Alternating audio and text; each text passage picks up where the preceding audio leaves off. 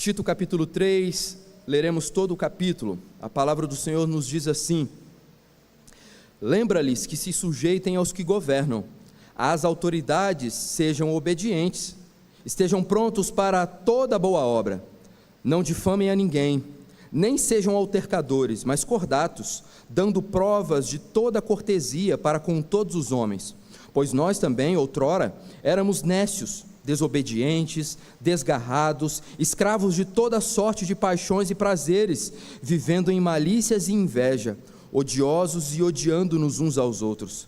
Quando, porém, se manifestou a benignidade de Deus, nosso Salvador, e o seu amor para com todos, não por obras de justiça praticadas por nós, mas segundo sua misericórdia, Ele nos salvou mediante o lavar regenerador e renovador do Espírito Santo, que Ele derramou sobre nós ricamente por meio de Jesus Cristo, nosso Salvador, a fim de que, justificados por graça, nos tornemos seus herdeiros, segundo a esperança da vida eterna. Fiel é esta palavra, e quero que no tocante a estas coisas, faças afirmação confiadamente, para que os que têm crido em Deus, sejam solícitos na prática de boas obras. Estas coisas são excelentes e proveitosas aos homens. Evita discussões insensatas, genealogias, contendas e debates sobre a lei, porque não têm utilidade e são fúteis.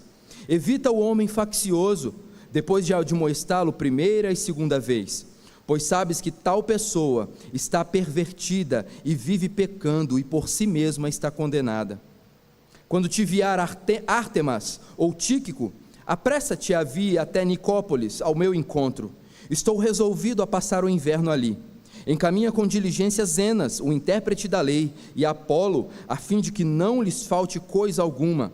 Agora, quanto aos nossos, que aprendam também a distinguir-se nas boas obras a favor dos necessitados, para não se tornarem infrutíferos. Todos que se acham comigo te saúdam. Saúda quantos nos amam na fé.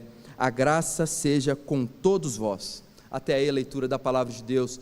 Vamos orar mais uma vez? Deus Pai Todo-Poderoso, Teu povo se encontra aqui reunido, atendendo a Tua santa convocação, de que no dia do Senhor nós devemos prestar o culto que é devido somente ao Senhor, que é o único Deus, santo e verdadeiro.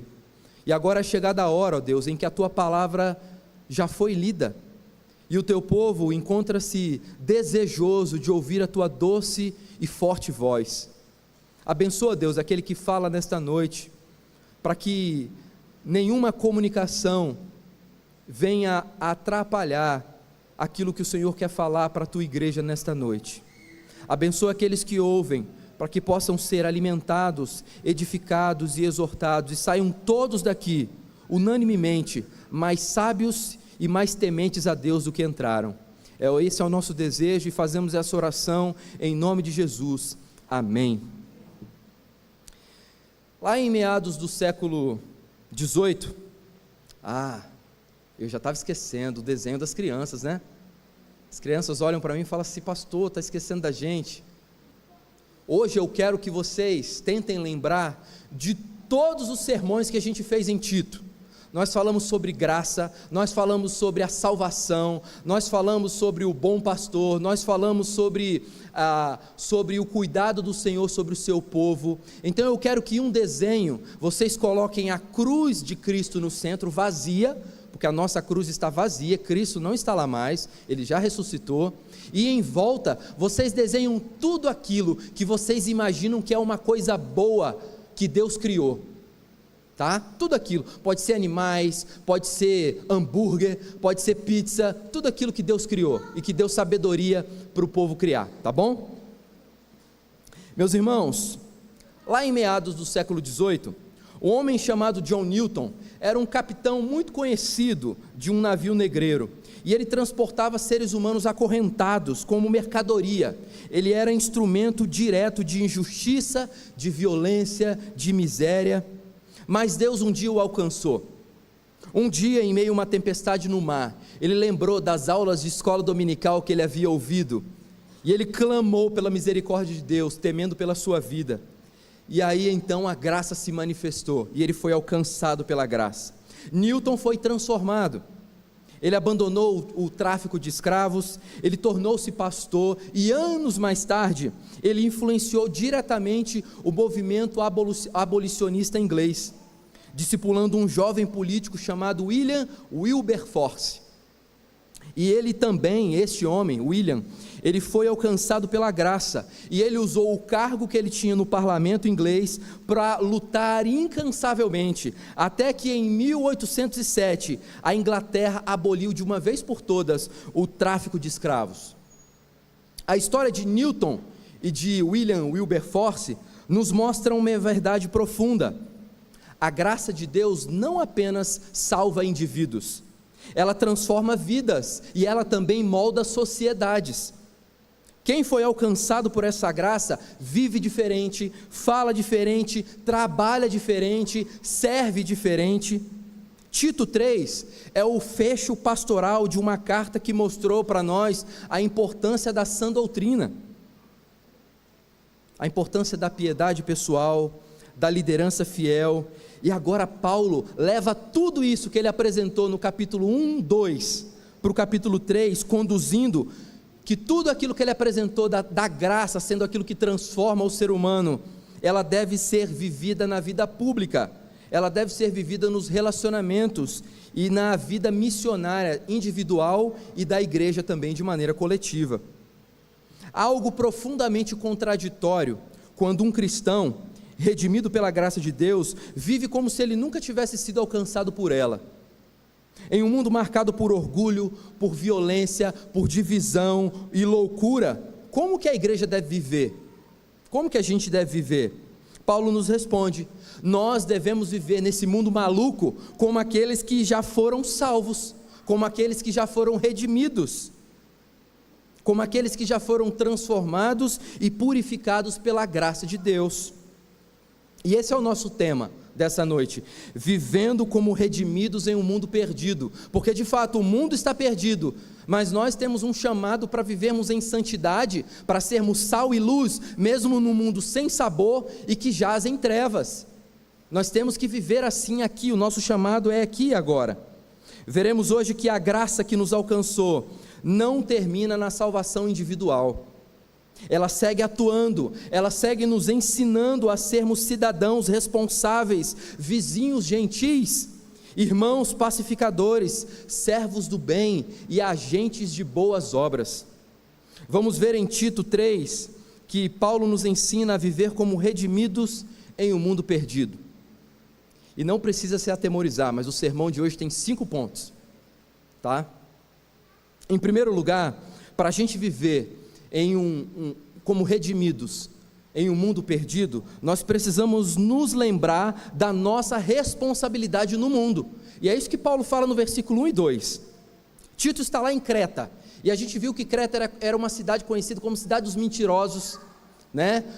Ser cretense passou a ser um substantivo que denotava mentira. Se alguém falasse assim: você está meio cretense, hein? É porque estava muito mentiroso. Os cretenses eram tão mentirosos que eles falavam que o túmulo de Zeus estava lá na ilha deles.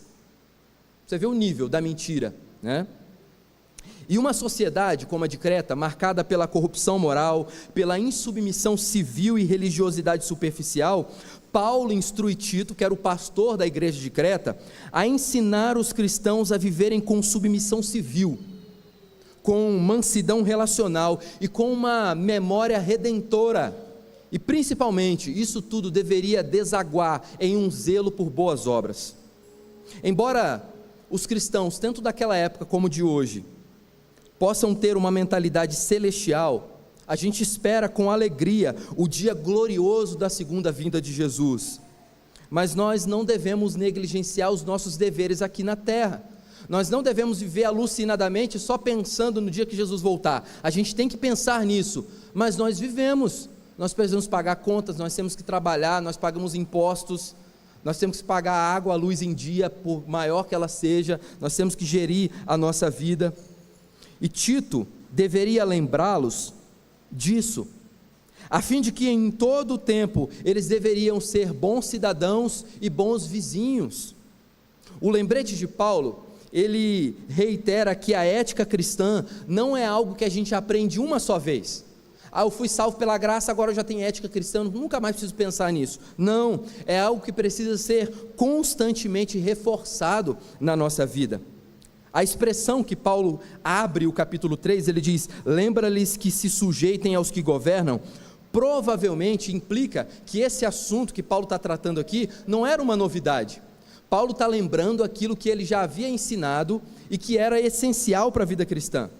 Segundo um historiador grego chamado Plutarco, ele diz que tudo indica que os cretenses eles estavam meio da pá virada com os romanos, eles já estavam por aqui com os romanos, eles já não suportavam mais pagar tantos impostos, eles já não aguentavam mais ter juízes que escreviam e promulgavam leis duras para o povo, nada semelhante ao nosso tempo, né? Mas eles estavam incomodados com isso, e eles estavam vivendo uma maneira a rejeitar o governo, e Paulo está falando assim: olha, não é dessa maneira que vocês têm que viver, vocês têm que respeitar as autoridades. Aqui Paulo está relembrando o texto que a gente leu em Romanos 13, toda autoridade, se é autoridade, foi instituída pelo próprio Deus, quer a gente goste ou não, quer a gente tenha votado nela ou não, ela é autoridade. E enquanto Timóteo em Éfeso recebia a ordem de guardar para que os crentes orassem pelos governantes, a gente vê isso na carta ao Timóteo, Tito recebe a ordem de lembrar aos cretenses de seu dever de se serem sujeitos aos governantes. Seja o que for, a mensagem cristã só será eficiente a menos que os crentes sejam obedientes ao quinto mandamento em seu sentido pleno. Porque o quinto mandamento nós vamos ver a partir do domingo que vem, nós começamos uma nova série nos 10 mandamentos, e a gente vê quando nós chegarmos no quinto mandamento, que a ideia ali não é somente de obediência aos pais, é a obediência àqueles que são autoridade na nossa vida, e isso implica governantes, implica patrões, implica outras pessoas. Nós devemos dar a César o que é de César e a Deus o que é de Deus. Nós crentes devemos obedecer não só de forma externa, mas também interiormente. Por exemplo, nós devemos pagar impostos, nós devemos observar a conduta ordenada da nossa sociedade, nós devemos mostrar honradez nos nossos negócios.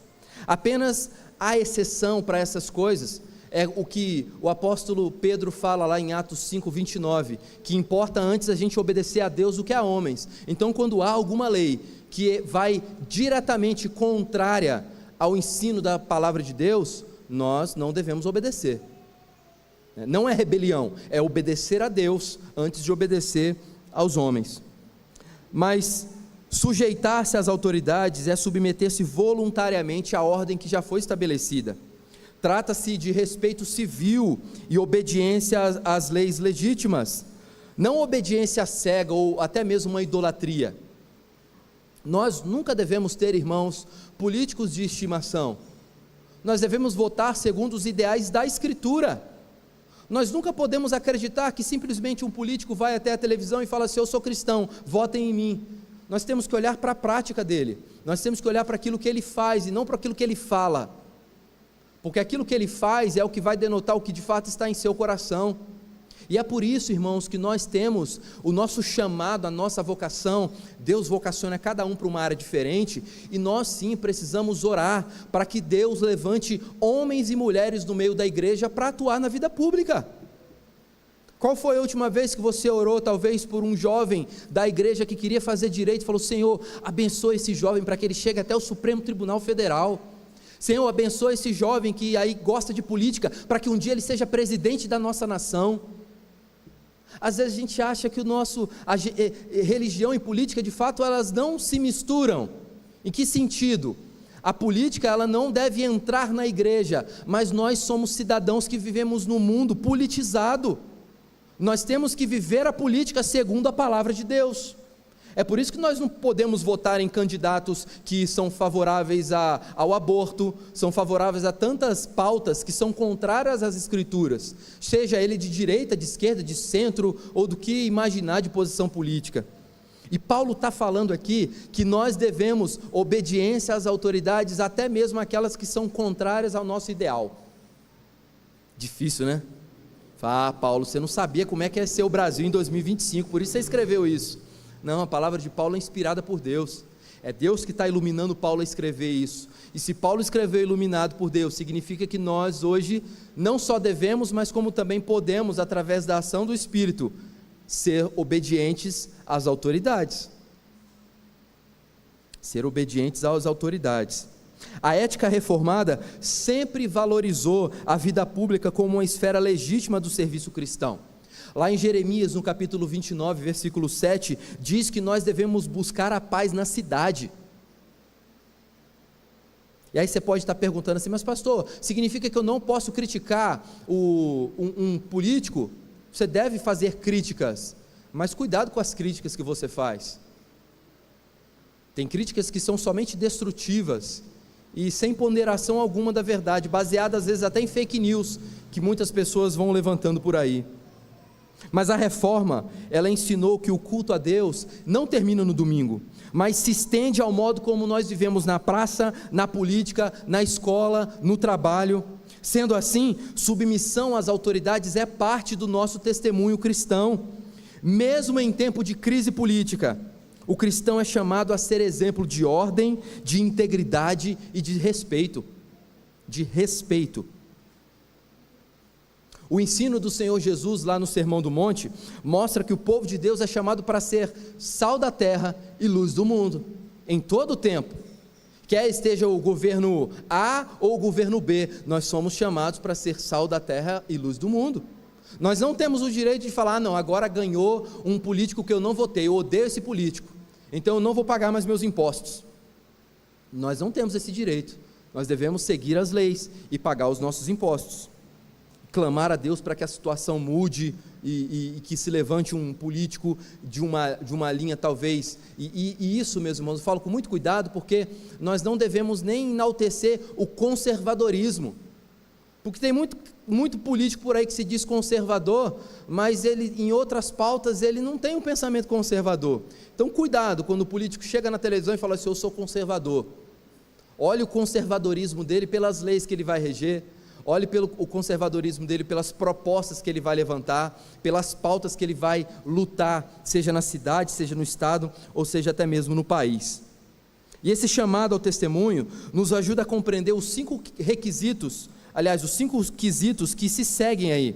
O cristão deve ter uma disposição ativa, ele deve servir a cidade e ele deve promover o bem. O cristão deve ter uma disposição ativa, e por isso Paulo destaca que o cristão deve ser pronto para toda boa obra, pois o bem que nós fazemos no bairro, na cidade, no ambiente público, reflete a graça que nos salvou. O cristão também não deve ser difamador, ele não deve ser alguém altercador. O que é altercador? Alguém hostil, antes ele deve ser gentil. Sabe por quê, irmãos? Porque o tom da nossa fala revela a graça do nosso coração. Então esse negócio de falar assim, não, eu falo alto mesmo. Se alguém acha que você é agressivo na fala, porque você fala alto, você fala de um modo muito forte, não justifica assim, não, eu sou assim. Um excelente motivo para você mudar. Porque se alguém acha que o seu tom de voz, o seu jeito de falar não é gentil, e você é um cristão, isso deve mudar. Você pode falar alto, tem gente que também é bem cri-cri, sensível demais, mas cuidado, ouça as críticas, pondere. O cristão também não deve difamar, não deve gritar, não deve atacar, e essas não são marcas de quem já foi regenerado.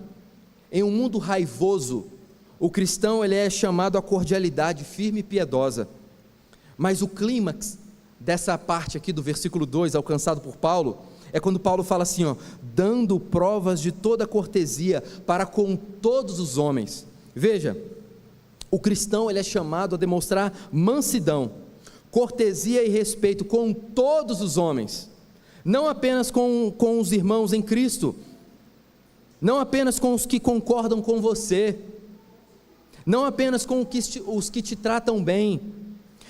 A fé que se manifesta apenas no culto, mas desaparece no trânsito, na fila do banco, no Facebook, no WhatsApp, nos comentários do Instagram ou no ambiente de trabalho, não é uma fé bíblica, é uma religiosidade seletiva. A graça que nos transformou, ela deve ser visível da maneira como nós tratamos os nossos vizinhos, os nossos colegas, o funcionário que você tem, o seu patrão, os seus subordinados, os políticos, os opositores e até mesmo os perseguidores. A nossa ética cristã, meus irmãos, não termina nas portas da igreja. Ela começa a ser testada quando você sai das portas da igreja para a cidade. Ser gentil fora da igreja revela mais sobre a sua fé do que ser piedoso no culto. Tem gente que consegue ser piedoso no culto, canta as músicas, levanta as mãos em sinal de adoração ao Senhor, fecha os olhos, isso tudo é coisa boa, mas quando sai da porta e entra no carro, parece que aquilo foi deixado na igreja. Muitos conseguem parecer santos no domingo, mas vivem como brutos de segunda a sábado. Paulo não está aqui, meus irmãos, elogiando a gentileza fingida. Paulo está chamando os cristãos de Creta, e hoje o Espírito Santo também está nos chamando, mediante essa palavra, a sermos alguém que é educado pelo mover da graça. Mover da graça. Imagine um embaixador numa nação estrangeira, seja ele embaixador de um rei ou de um presidente. Ele não está ali para expressar opinião pessoal, ele está ali para representar com dignidade e fidelidade o seu rei ou o seu presidente. Se ele age com grosseria, se ele desrespeita os locais, se ele se envolve em discussões tolas, ele mancha o nome da nação que ele representa. Assim somos nós, e Paulo nos lembra disso nesse texto. Você vive neste mundo como um representante do reino de Deus, então tudo aquilo que você faz, mancha aquele que você representa. Não que você vá alterar quem Deus é, porque Deus é imutável, mas você ofende a santidade de Deus. Lembre-se da sua responsabilidade no mundo, para viver como um redimido em um mundo perdido. E você deve viver assim no trânsito, você deve viver assim na sua casa, entre quatro paredes, você deve viver assim na hora que um funcionário tira você do sério, e você precisa lembrar do seu batismo. Olha, eu sou batizado, eu pertenço a Cristo, eu fui unido a Cristo pelas águas do batismo. Eu preciso responder de um jeito diferente, ainda que talvez o desejo seja esganar, mas você fala assim, não posso. Senhor, me ajude a matar esse velho homem que está querendo brotar de novo dentro de mim. Certa vez um irmão me contou que ele estava tendo muita dificuldade no trânsito em São Paulo. E São Paulo o trânsito é uma loucura, e o povo lá, eles dão seta e entram. Eles não dão seta e esperam você deixar, eles dão seta e entram. Então quando você vê uma seta lá em São Paulo, você já sabe que ele vai entrar. Então, e aí um irmão contou uma vez que a pessoa que estava na frente deu seta e entrou, e ele estava meio distraído, e quase bateu o carro, e ele ficou bravo. Ele jogou para o lado e emparelhou o carro, e abriu o vidro do carona, e o outro motorista também abriu o vidro. Na hora que ele abriu o vidro, ele falou: ei, pastor, Deus abençoe. Aí ficou como se ele tivesse reconhecido o carro do pastor, né? Mas ele falou: meu irmão, que vergonha, eu ia brigar ali, eu ia falar com a pessoa, e Deus me deu um livramento. E aí diz ele que depois desse dia, quando alguém fechava ele deixava a pessoa embora, ele diminuía a velocidade para o carro ir embora, para ele não ser tentado a isso. Meus irmãos, nós precisamos nos lembrar quem nós somos e a nossa responsabilidade nesse mundo. Mas em segundo lugar, nós precisamos lembrar também de quem nós éramos, e é isso que Paulo fala no versículo 3, veja o versículo 3, pois nós também outrora éramos nécios, desobedientes, desgarrados, escravos de toda sorte de paixões e prazeres, vivendo em malícia e inveja, odiosos e odiando-nos uns aos outros. A reflexão sobre nossa própria condição anterior torna mais fácil para nós o cultivo da mansidão e da bondade em relação aos outros. Não há espaço para soberba espiritual. Todos estavam na mesma condição antes da graça. E Paulo inclui a si mesmo e a todos os crentes. No versículo 3, Paulo faz 7 descrições. Ele fala: insensatos, desobedientes, desgarrados, escravos das paixões, vivendo em malícias e inveja, odiosos e odiando-nos uns aos outros. E tudo isso é o retrato da depravação total. Não apenas o que fazíamos, mas o que éramos por natureza sem a graça de Deus. O versículo 3 mostra um reflexo claro, uma pintura clara, renascentista, de o que nós éramos antes da graça nos alcançar. Veja comigo Efésios, capítulo de número 2. Abra lá comigo em Efésios, capítulo 2, versículos de 1 a 3.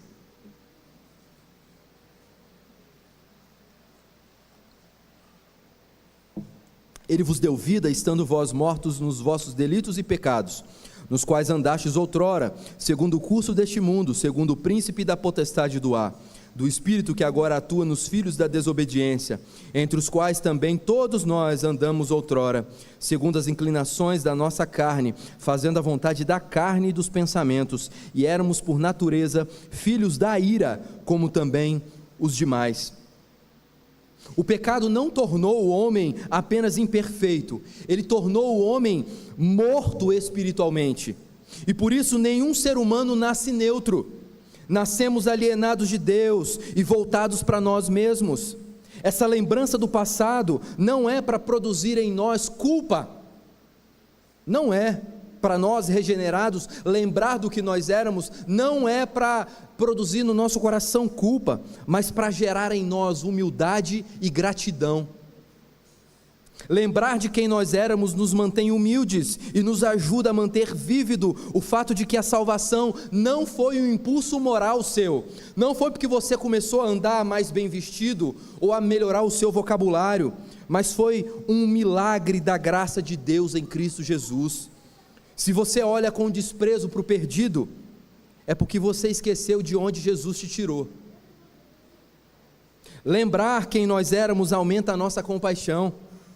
Quando vemos o mundo mergulhado no pecado, não dizemos: eu jamais faria isso, mas sim, se não fosse a graça do Senhor, poderia ser eu ali. E aqui eu quero abrir um parênteses, irmãos. Quando nós lembramos de quem nós éramos, nós não devemos falar com satisfação no rosto. Quando eu era na igreja, na época da festa do peão, podia esquecer de mim. Eu saía, voltava torto, tinha que tomar até glicose, de tanto que eu bebia. Um crente não pode falar do seu passado com essa satisfação. Você fala com vergonha, mas com uma memória grata, lembrando de onde Cristo te tirou. Então nunca fale de quem você era antes da graça com satisfação, porque isso denota um problema. Você tinha apreço pelo pecado, e você não deve ter apreço pelo pecado. Lembrar de quem nós éramos glorifica a Deus. Quanto mais profundo o abismo do nosso pecado, mais glorioso o alcance da graça.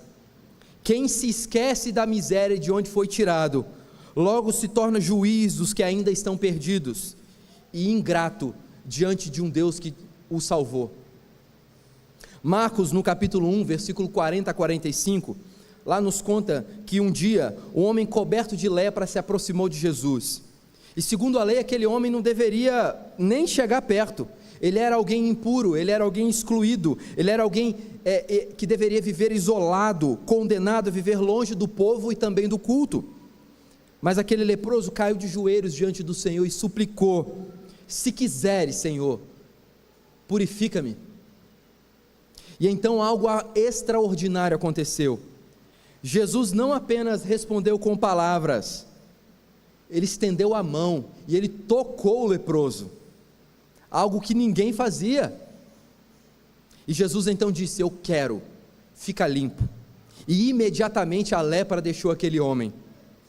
O leproso, meus irmãos, é uma imagem vívida do que nós éramos espiritualmente: separados, contaminados, deformados, sem esperança. Mas Cristo veio ao nosso encontro quando nós não podíamos nos aproximar dele, porque nós éramos filhos da ira.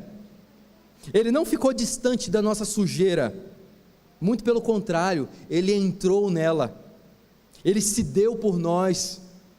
O toque de Cristo é a graça que nos resgatou. Nós não fomos apenas perdoados, nós somos purificados de todo o pecado. Lembre-se, você era como leproso, afastado, impuro, sem esperança, mas Cristo não se enojou da sua miséria. Ele se aproximou, Ele tocou na sua alma e disse: eu quero ficar limpo. Lembre-se de quem você era, para agora viver como um redimido no mundo perdido. Mas em terceiro lugar, dos versículos 4 a 7, Paulo vai nos mostrar que nós também precisamos lembrar do que Deus fez, na nossa vida. Nós lembramos da nossa responsabilidade no mundo, nós lembramos do que nós éramos, e a partir daí nós precisamos lembrar do que Deus fez. Em contraste com a desumanidade do homem para com o seu semelhante, descrita no versículo 3, o versículo 4 a 7 retrata a benignidade de Deus e seu amor para com o homem. Lembrar do que Deus fez mostra-nos a virada radical provocada pela iniciativa divina. A expressão aí do versículo 4, a benignidade e o amor para com o homem, é só um conceito. É um conceito só. Benignidade e amor é uma ideia só, não são duas coisas. São termos que expressam a ternura e a compaixão do caráter de Deus. Deus nos salvou, aliás, Deus não nos salvou porque nós mudamos. Ele nos salvou porque Ele é bom. Quando nós olhamos para a expressão amor para com todos, toda essa expressão, que é amor para com todos, na língua grega, ela é uma única palavra, é a palavra filantropia, foi traduzido como amor para com todos. E aqui, é importante de ressaltar, que Paulo não está sendo antagônico à ideia da expiação limitada. O que é a expiação limitada? É que Cristo morreu pelos eleitos do Pai, Cristo não morreu por todos. Pense, se Cristo tivesse morrido por todos, teria gente no inferno que Cristo morreu por ela. Que poder é esse que há em Cristo? Então, o que nós entendemos na doutrina da expiação limitada é que aqueles pelos quais Cristo morreu, um dia receberão a salvação. E é por isso que nós continuamos pregando, é por isso que nós mantemos a igreja aberta, para adorar a Deus, mas também para ser uma agência do reino dos céus na cidade, anunciando o evangelho para os eleitos de Deus que ainda estão em Barretos, e que nós, como servos de Deus, precisamos alcançá-los. E a palavra filantropia, ela está aqui no texto no singular, e uma melhor tradução para ela, que traz uma ideia melhor do que Paulo está dizendo, seria assim: amor para com o homem. E logo você deve lembrar lá do texto de João, capítulo 3, versículo 16, que Deus amou o mundo de tal maneira para que todo aquele que nele crê, não pereça, mas tenha vida eterna. Irmãos, a salvação, ela é monergística. O que isso significa? Ela é obra de Deus do início ao fim. O homem não faz nada. Eu sei, talvez muitas pessoas lembram exatamente do dia da sua conversão, outros não, né? Como muitos aqui presbiterianos desde o berço, aprendeu a ser crente desde cedo, né? E você não consegue ter uma data específica. Deus foi te transformando no tempo, mas houve um dia em que Deus te transformou, você só não lembra, porque tem o dia da regeneração. A regeneração, ela não é um processo, ela é um ato. A santificação é um processo, regeneração não. Deus regenera e acabou, aquela pessoa passa a ser então regenerada.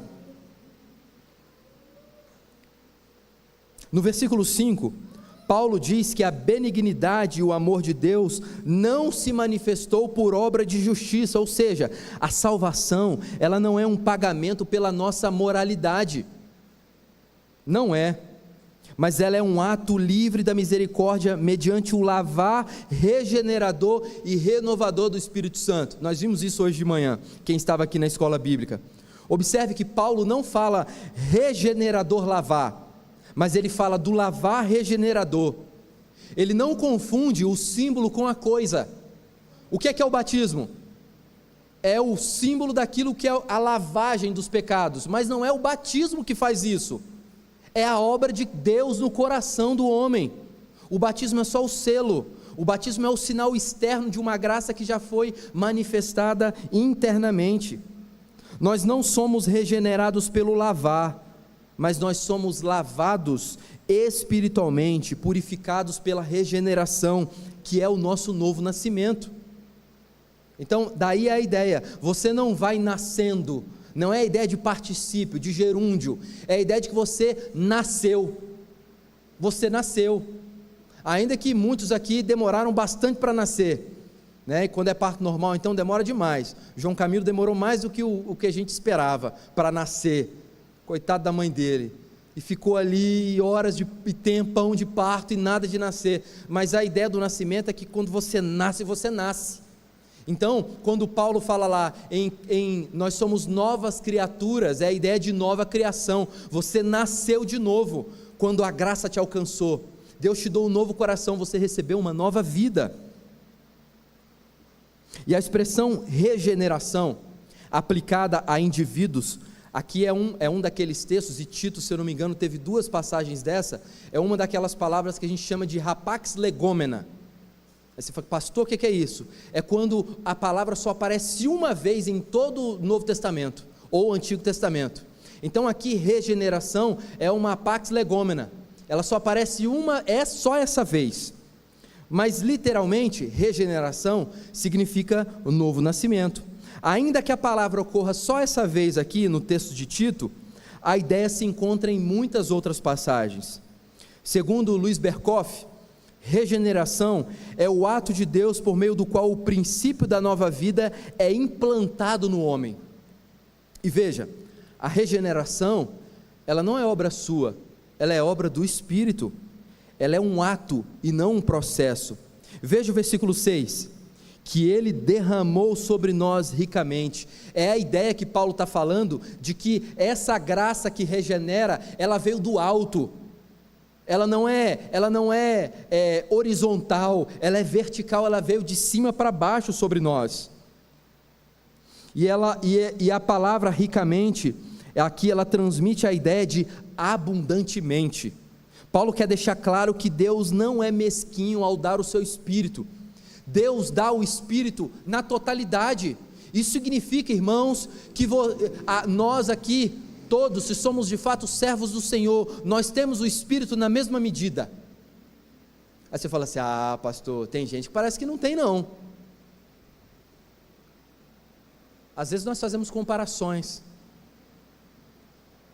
E você? Você vive como alguém que já recebeu o Espírito em abundância? O mesmo Espírito que ressuscitou Jesus habita em você. Paulo fala isso lá no capítulo 8, versículo 11 de Romanos. Não há crente sem Espírito, mas há muitos que vivem como se estivessem sozinhos. E é mediante esse lavar que nós somos justificados por graça. A graça de Deus por meio de Cristo nos leva do tribunal à herança. Nós fomos declarados justos e feitos filhos e herdeiros de Deus. A graça, ela nos tira da solidão e da culpa e nos conduz à glória eterna. A graça nos tira do abandono e nos transforma em filhos do Deus Altíssimo. Gratuitamente a recebemos por imputação da justiça de Jesus Cristo. É de graça para nós, mas para Cristo custou a sua vida. Foi um alto preço. E aí, às vezes tem nas músicas cristãs, esses dias o reverendo Ageu postou isso, eu achei muito curioso, né? Tem uma música antiga, se eu não me engano é do Asaf Borba, ele canta assim, eu sei que foi pago um alto preço. E aí tem outra música que canta assim, eu nunca saberei o preço. Mas decide, ou você sabe ou não sabe, né? Nós sabemos sim o preço. O preço é o sangue de Cristo vertido na cruz. Você pode não compreender a grandiosidade disso, mas você sabe exatamente o que custou. Custou para que nós hoje pudéssemos ter a graça na nossa vida, a graça de Deus, custou a vida de Cristo, custou a humilhação de Cristo, custou a morte sangrenta de Cristo na cruz. E você vive consciente do que Deus fez por você? A lembrança do Evangelho deve moldar a sua humildade, a sua adoração, a sua vida. Pare de olhar para o seu desempenho, olhe para a misericórdia de Deus. Pare de medir a sua salvação com base no seu desempenho espiritual.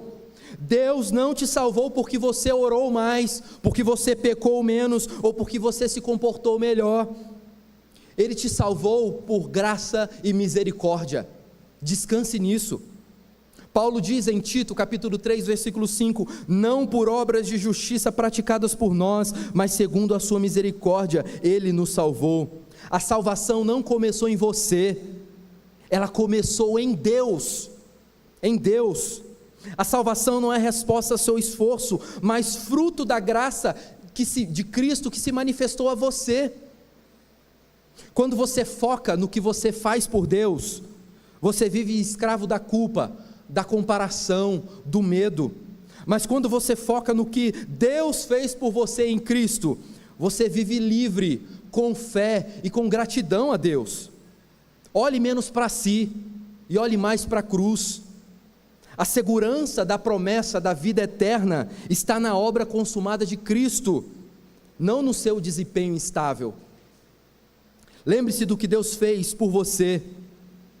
E lembrar do que Deus fez é lembrar que não foi você que foi até Ele, é Ele que desceu até você, com misericórdia nas mãos e graça poderosamente suficiente para te refazer e te resgatar do maior dos males e outorgar a você, por meio de Cristo, a maior das bênçãos, a salvação. Por isso, para vivermos como redimidos no mundo perdido, nós precisamos também lembrar do que Deus fez, e Deus fez algo maravilhoso em Cristo Jesus. Em quarto lugar, lembre-se de viver com zelo e sabedoria, é o que Paulo destaca nos versículos 8 a 11. No versículo 8, Paulo começa com: fiel é esta palavra, e isso se refere ao Evangelho da Graça, que está no capítulo 3, versículo 4 a 7, e as implicações práticas da salvação. Muitas pessoas falam com confiança de questões frívolas. Tem gente que, se você perguntar de qualquer assunto, ela sabe falar qualquer coisa. Qualquer assunto que você perguntar. Você já ouviu falar em física quântica? Você já. Tem gente que nunca é humilde o suficiente de falar assim: isso eu não conheço. Mas Tito, aqui, ele tem que enfatizar os assuntos a respeito dos quais ele conhece, e ele se convenceu de modo firme e concreto e correto, com o propósito de quê? De quem tem a sua fé posta em Deus, sejam solícitos para as boas obras. A fé salvadora, ela produz boas obras como fruto, não como causa da salvação. Colocar as boas obras como fundamento da salvação é desprezar o sacrifício de Cristo. Por isso, quando denominações por aí que afirmam que são eles que escolhem a Deus, eles estão negligenciando o poder de Deus para salvar, porque é Ele que escolhe. Quando outras religiões dizem que a pessoa precisa ter boas obras para ser salvo, eles estão deixando de lado a obra redentora de Cristo. Mas Paulo vai dizer que as boas obras têm seu valor, e elas são excelentes e proveitosas aos homens. E essa expressão aqui, ela é uma compreensão prática do Evangelho.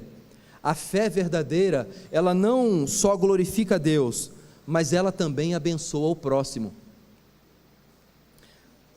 A vida cristã, ela não é apenas correta no conteúdo, ela é efetiva também no seu impacto.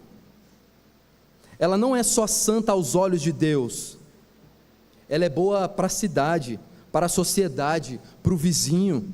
O Evangelho transforma, e ele transforma para fora, para fora. É por isso que Paulo está dizendo que é necessário que aqueles que foram alcançados da graça agora sejam diligentes de boas obras, para que mediante as boas obras possam averiguar e atestar a fé verdadeira. A graça de Deus não cria pessoas apenas mais religiosas, mais humanas, mais justas, mais gentis, mais úteis. O cristão que vive em santidade não apenas agrada a Deus, mas ele se torna uma bênção visível ao mundo. Em Mateus no capítulo 5, versículo 16, Jesus disse: assim brilhe também a vossa luz diante dos homens, para que vejam as vossas boas obras e glorifiquem o vosso Pai que estás nos céus. O culto que não se traduz em boas obras, ele é estéril. O conhecimento que não se transforma em compaixão, não passa de vaidade. A ortodoxia que não se manifesta em serviço, ela é incompleta. Paulo está dizendo: a fé que salva também serve, a graça que regenera também melhora o mundo, A fé verdadeira não é apenas santa aos olhos de Deus, ela também deve ser bela e útil no meio da sociedade. E é por isso que Paulo dá as duas ordens nos versículos 9 e 10. Ele fala: evitem discussões insensatas, evite o homem faccioso. Isso tem a ver com aquilo que a gente já viu no versículo 2 e no versículo 3. Debates vazios, legalismos e polêmicas não edificam, simplesmente dividem.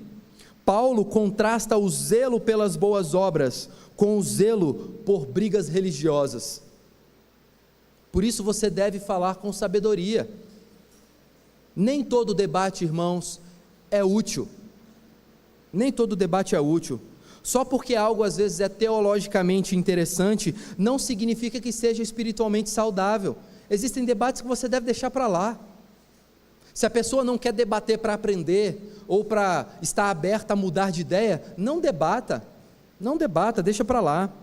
Pergunte antes: será que essa conversa vai glorificar a Deus? Será que essa conversa vai aproximar essa pessoa que está querendo debater da cruz? Será que essa conversa edifica alguém? Nem toda polêmica merece atenção. Tem pessoas que são rápidas em trabalhar na polêmica, principalmente na internet, né? Aconteceu o que aconteceu lá com o pastor Paulo Júnior, e de repente você entrava na internet e tinha todo mundo dando alguma opinião sobre o que aconteceu, lucrando em cima do pecado alheio. Nós não devemos agir assim. Fuja da vaidade disfarçada de profundidade. Não seja o crente que gosta de falar de coisas teológicas ou que tem um vocabulário difícil para parecer mais santo. Isso é vaidade, irmãos. A sabedoria do alto, ela é pura, ela é pacífica, ela é tratável e ela é cheia de misericórdia.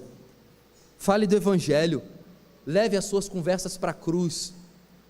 Se Deus te dá as oportunidades de conversar com alguém durante o dia, se a pessoa te dá um tempo para conversar, clame a Deus ali no seu consciente: Senhor, me dá sabedoria aqui para eu levar essa conversa para a cruz, Senhor.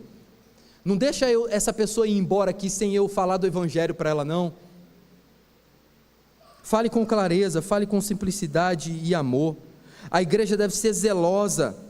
Sabe por quê que a igreja deve ser zelosa? Paulo chama os crentes a viverem com zelo pelas boas obras e a evitarem os debates tolos e divisões. Mas de onde vem esse zelo? Qual é a fonte dessa sabedoria? E a resposta é Cristo. Cristo é o modelo perfeito de zelo e sabedoria. Cristo é também a fonte do nosso zelo e da nossa sabedoria.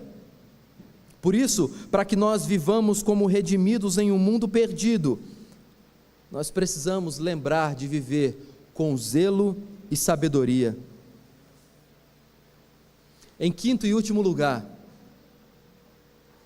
nós precisamos também lembrar de cooperar com a missão. É o que nós podemos ver no que Paulo escreveu do versículo 12 ao 15. Agora, na parte final da carta, Paulo vai nos mostrar que viver como um redimido em um mundo perdido, em último lugar, implica em lembrar-se de cooperar com a missão. Veja que Paulo está organizando uma troca de liderança temporária. Olha de novo para o texto. Olha o versículo 12. Quando te enviar Ártemas ou Tíquico, apressa-te a vir até Nicópolis, ao meu encontro. Paulo está mandando pessoas para lá, e Tito deveria ir encontrar Paulo em outra cidade. Paulo está falando que provavelmente ia passar o inverno nessa cidade. E isso mostra para nós a importância da cooperação entre os obreiros. E não somente isso, mas Tito deveria prover apoio material e logístico para esses obreiros, para que não lhes faltasse coisa alguma.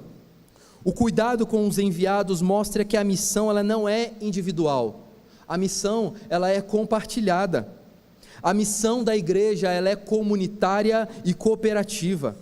A doutrina da comunhão dos santos implica mutualidade na missão. Veja, há necessidade de a gente fazer uma distinção, porque se tudo é missão, nada é missão. Se atender bem um cliente, se ajudar um senhorzinho a atravessar a rua, isso é missão? O que é missão? Tudo é missão?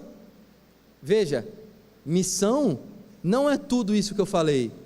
Quando você testemunha, você está testemunhando o Evangelho.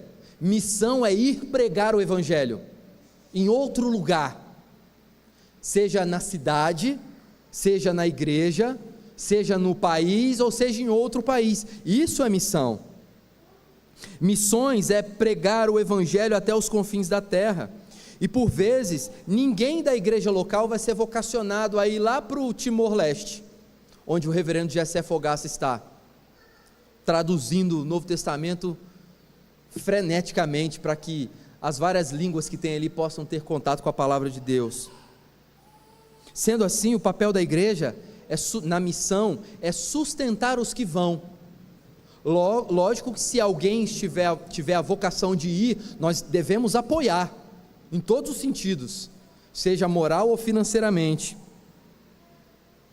Por isso a missão de Deus exige uma igreja cooperadora. Apoiar obreiros, enviar com zelo, contribuir com generosidade, não é extra, é essencial, é a missão da igreja. As empresas todas, a maioria das empresas hoje coloca lá uma plaquinha, né? Visão e missão. Se a gente tivesse uma plaquinha aqui com a nossa missão, seria pregar o Evangelho até os confins da terra. Essa é a nossa missão. Aí você fala assim, mas pastor, como é que a gente pode fazer isso? Porque talvez a gente nunca vai sair da cidade ou do país.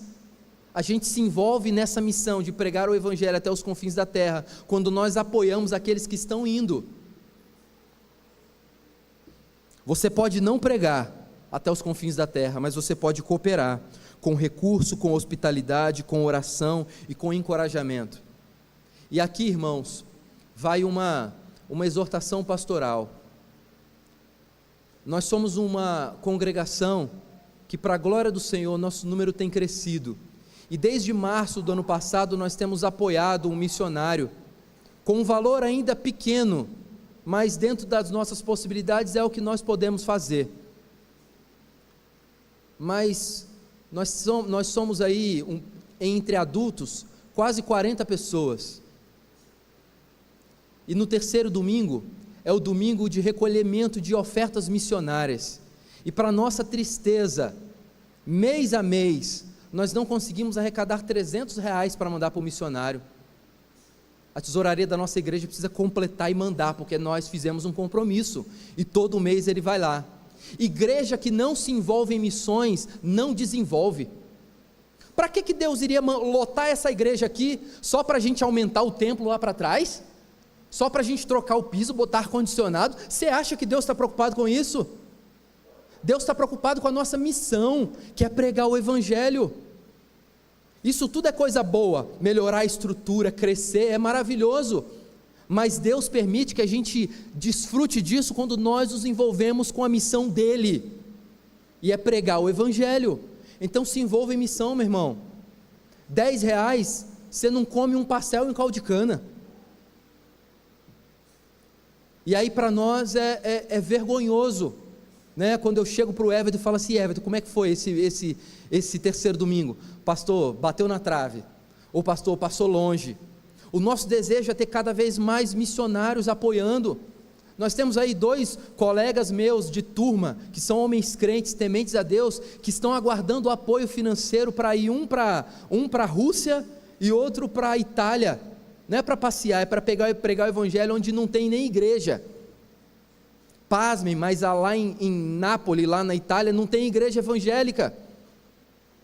E o Jean quer ir para lá com a sua família. O Tiago quer ir lá para a Rússia, correndo o risco de morte, não de vida, né? De morte.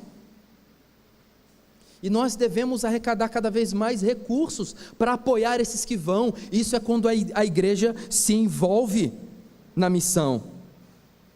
Por isso a missão de Deus exige uma igreja cooperadora.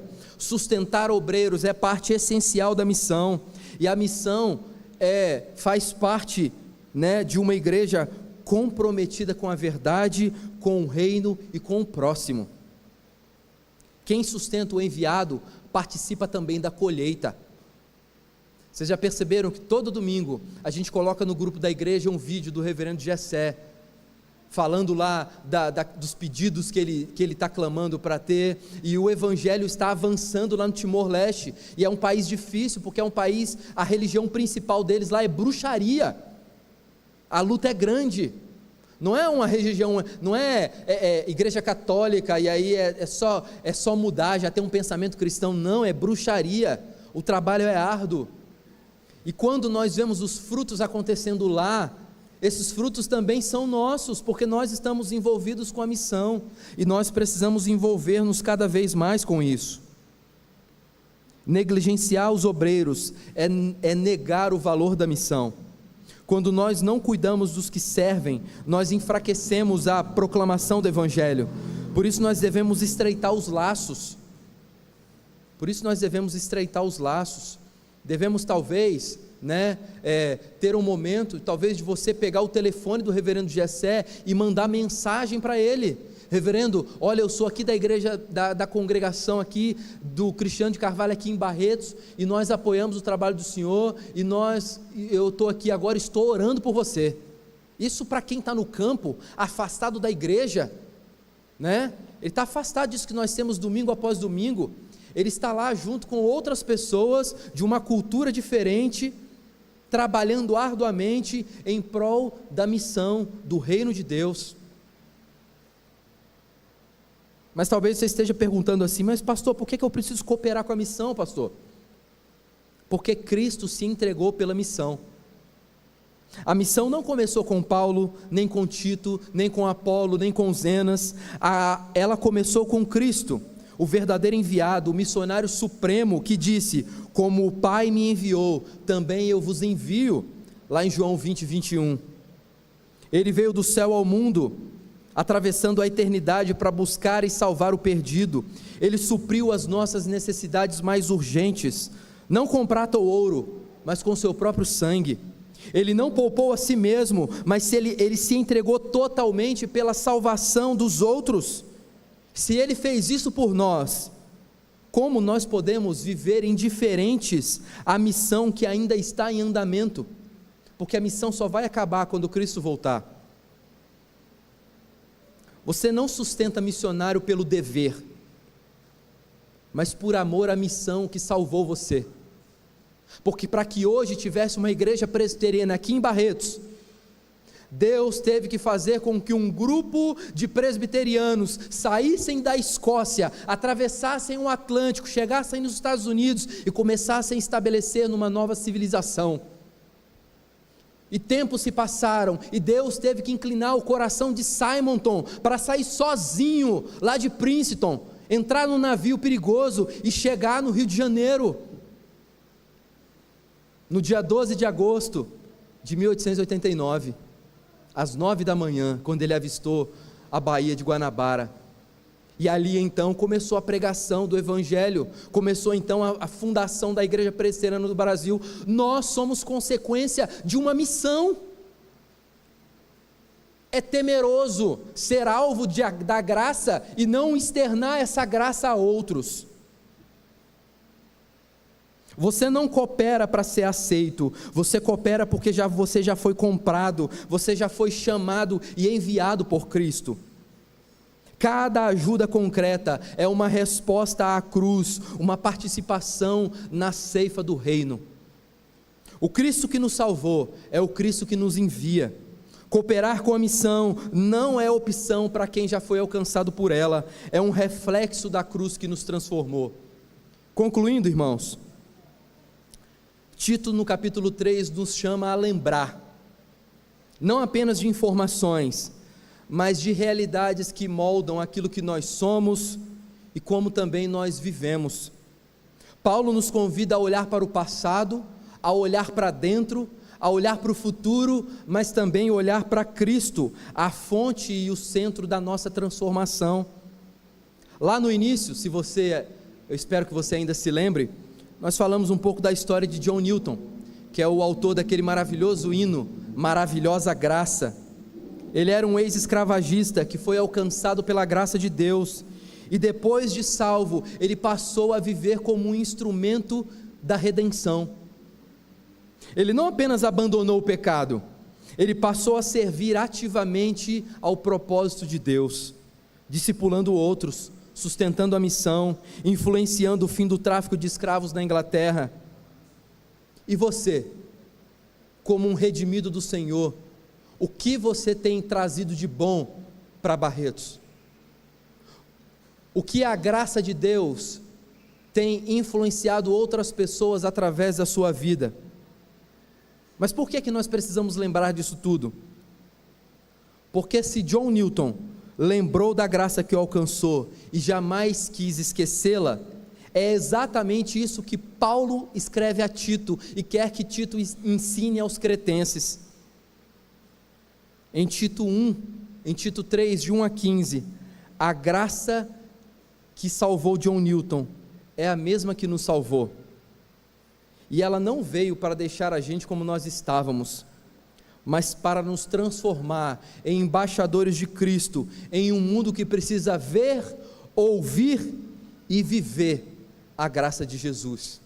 Esse é o nosso desafio quando nós saímos dessas portas para fora, viver a graça de Jesus, lembrar a nossa responsabilidade no mundo, lembrar quem nós éramos, lembrar do que Deus fez em nós, lembrar que nós temos agora a necessidade, o dever também de nos envolvermos com a missão do reino, que não é a expansão do reino, porque o reino de Jesus não expande, ele já está aqui, mas é com o revelar dos eleitos.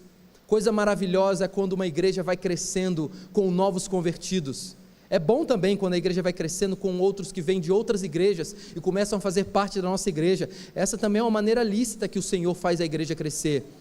Mas quando há profissão de fé e batismo, é uma cena linda. É um selo, o batismo é o selo do Espírito Santo mostrando publicamente que aquela vida não pertence mais às trevas, mas pertence a Cristo. E nós temos o benefício de levar esse evangelho a outros. O meu desejo é que você saia essa semana com isso na consciência. Eu preciso levar para outras pessoas a graça que me alcançou. Ela não pode ficar comigo. Da mesma maneira como você recebe uma notícia boa de que há promoção num supermercado, ou que algum estabelecimento está fazendo uma promoção boa, você fala com os outros. Por que você não tem falado tanto da graça? Talvez porque você não tem vivido ela como deveria.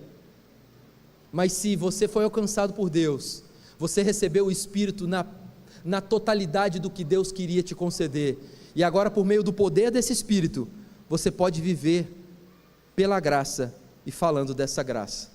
Que Deus nos abençoe.